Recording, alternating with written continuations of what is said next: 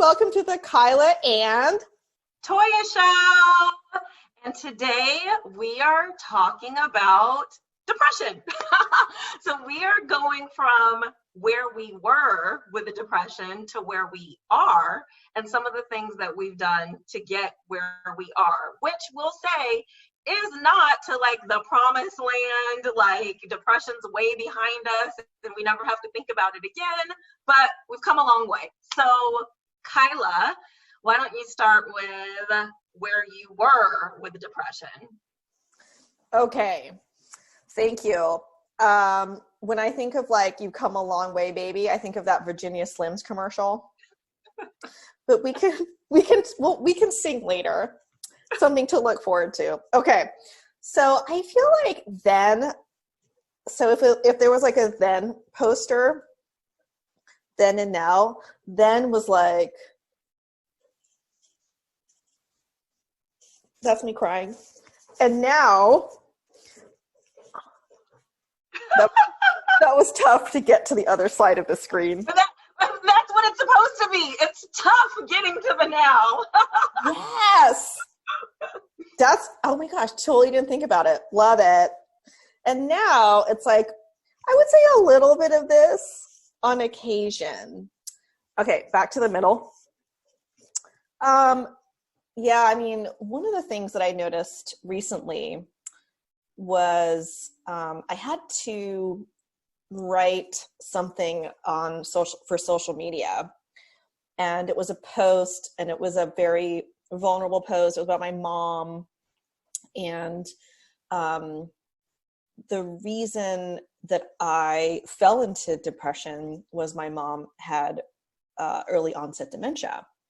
So I was writing this post on social media, and back then, I would write a blog post or I'd write a post on social media just like this.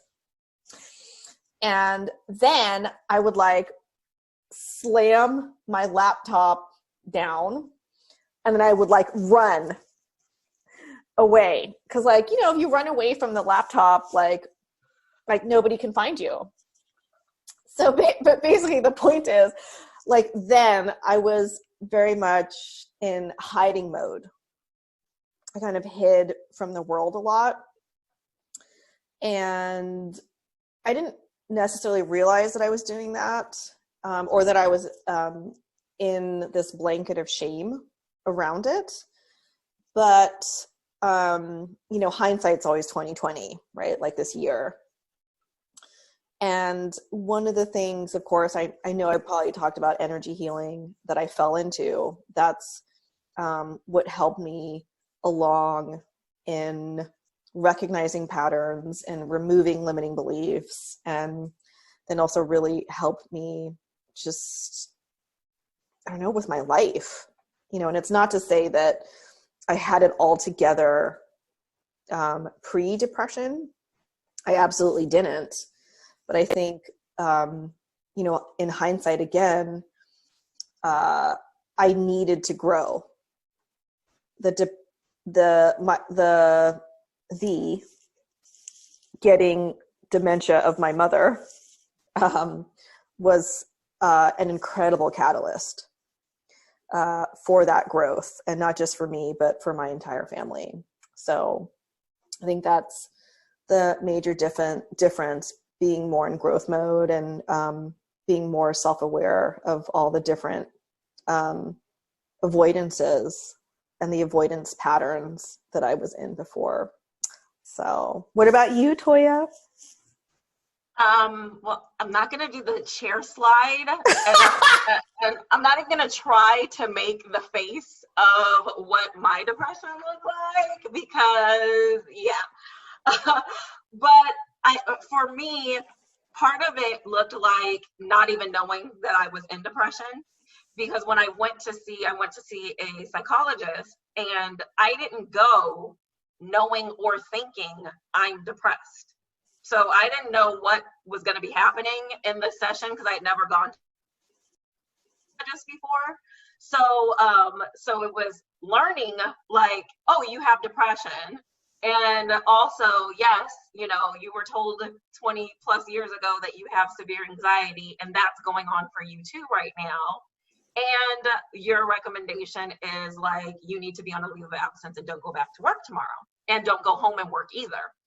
And so that was, definitely like a shift, like a realization of like, oh, something like is serious is going on, and I need to change things, and I need to, take a seat, rest, get myself stronger and better. And, for me, I had so many different things going on at the same time. I had a hysterectomy coming up in 2 weeks. I had just been, diagnosed with high blood pressure like the week prior.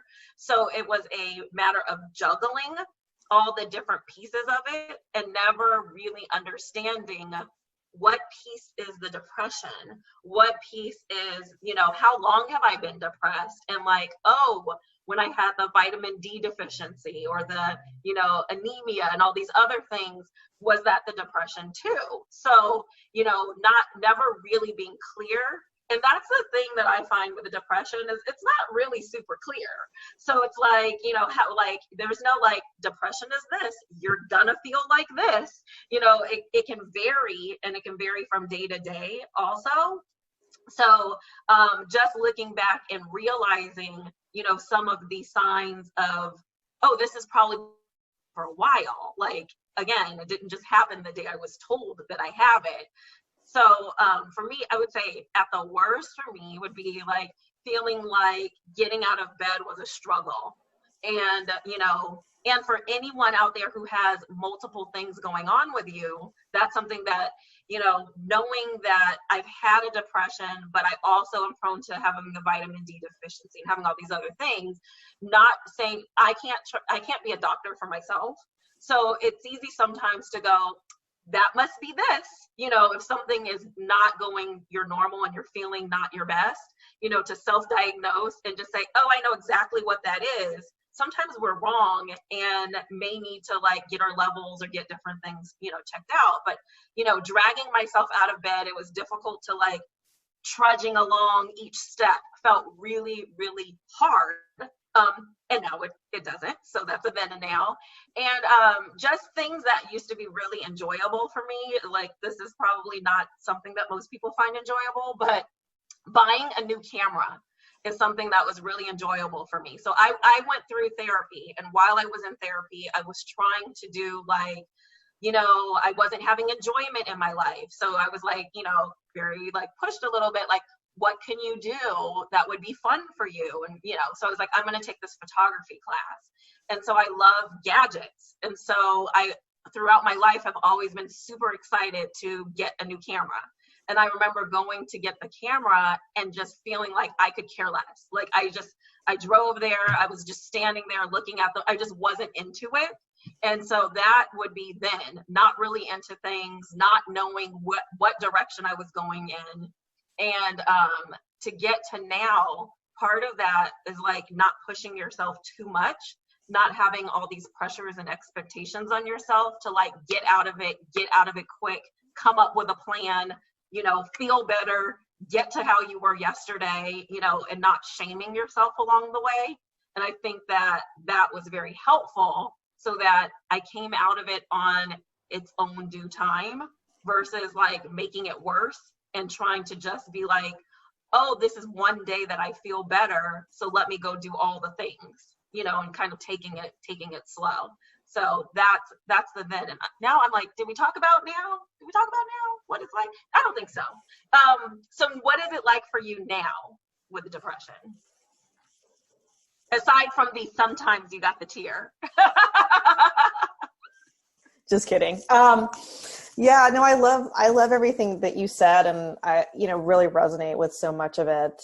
And I think that, the shame piece is such is a major challenge for people coming out of depression or living in depression or being in depression or what, wherever you are along the journey. One of the things that's been so great, what I was thinking about as you were talking, Toyah, is just getting to talk about depression openly, and not just here, but like it's so open, right? Because it's this YouTube show, has been really cathartic for me. But I would say now one of the bigger things for me that I've become aware of is the appreciation for the really, really good days and the really, really amazing days and moments where you really just want to linger. You just want to linger in and like cocoon and stay there, and it's like cozy and it just feels so good, because there's a knowing of what it feels like to maybe not have that, but also in the not having that moment. The other day I was crying about something with my husband, and before I would just probably like cry. That was this. But now with this, what I realized I was doing was I would say through my tears, I would say, oh, but the positive thing is blah, blah, blah, blah, blah.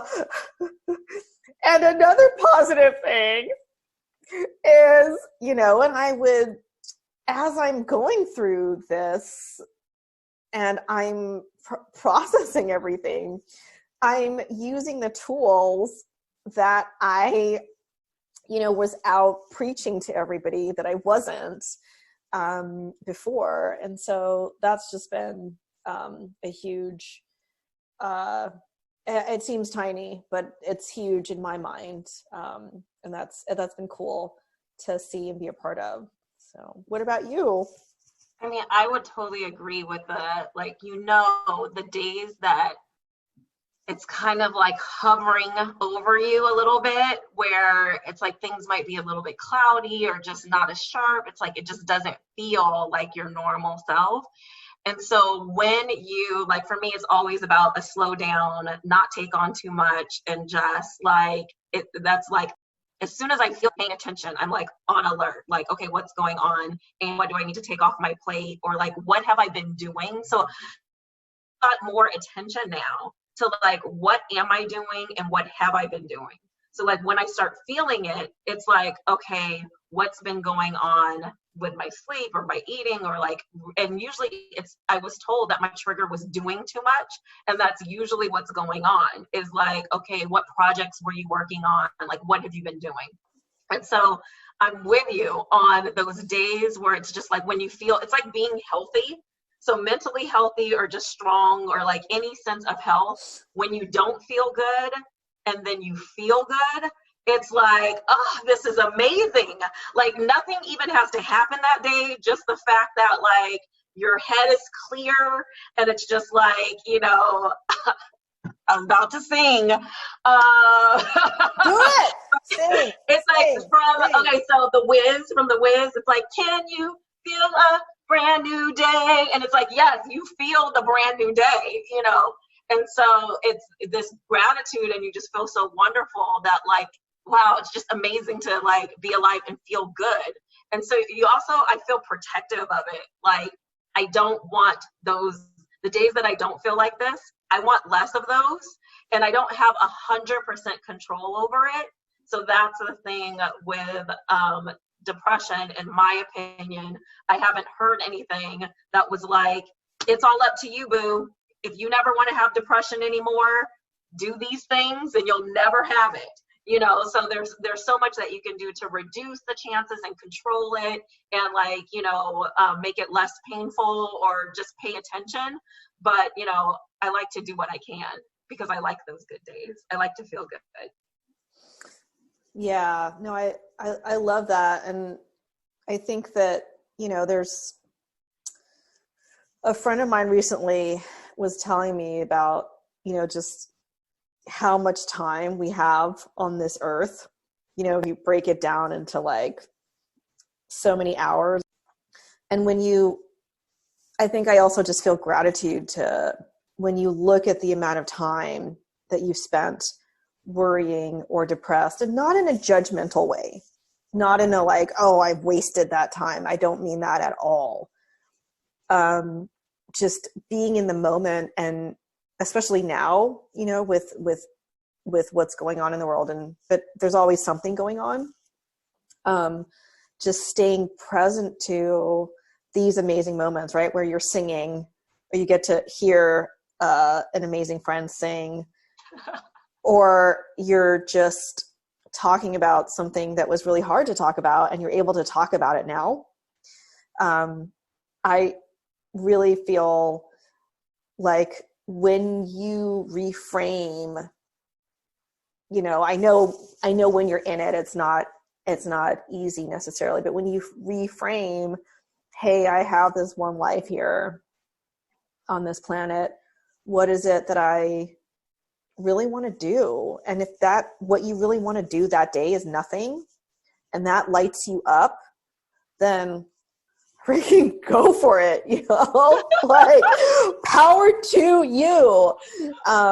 And like taking away that shame, you know, like whatever it is that will get you to that place of like complete and utter freedom to be you and get to that amazing cocoon feeling. So yeah, I don't know. Do you have any more thoughts? I think the only other thing I would add is like in this whole, because we say like, oh, we are two gals who are not afraid to talk about depression, and that looks differently for everybody. So when, you know, we talk about the stigma around depression, and like some people like feel like they don't want to acknowledge to others that they have it because that might be seen as a weakness, and like it's really like liberating to just like talk about it, you know. And for some it may look like what Kyla and I do, like we're talking about it publicly, we're on a YouTube show, we post about it on social media, we talk about it. But it can also look like when I was in it, I felt like it wasn't everybody's business. And you know what? That's okay to feel that way too. So I talked about it with my family and my friends. And then and a handful of people from my job knew what was going on, but I didn't like send out a memo to the office that said, hey, everybody, I'm on leave of absence because I'm here with depression at home. Like, it's up to you of how that looks like, but having like some sort of support. Like, it's hard to have support if you don't say what's going on. So the more that you can like find your support system and, you know, make the decision for yourself, you know, how big or how small your voice will be about your depression is up to you. But knowing that you can confide and you can tell people, and like there's nothing wrong with having it, you know, it's a good thing. I mean, not to say that it's a good thing to have it, but like, I mean, life is life. Yeah. So on that note, anything else you want to add, Kyla? No, I just want to sing the "We've Come a Long Way, Baby," but I don't even know how that song goes. So you sing and I'll just dance along. I'll be like the background doo-wop girl. Okay, but I realize that maybe it's not a song, but should we just like make it a song? So yeah, you go ahead and make up the heart song of choice for the day, and then I'll just blend my vocals into it, and then that'll be our outro. So again, don't forget to like, subscribe, you know, do the whole thing, comment if you like, and here we go. Okay. We've come a long way, baby. Yes, we have. A long way, baby. Yes, we have. Thank you for coming a long way with us. Bye.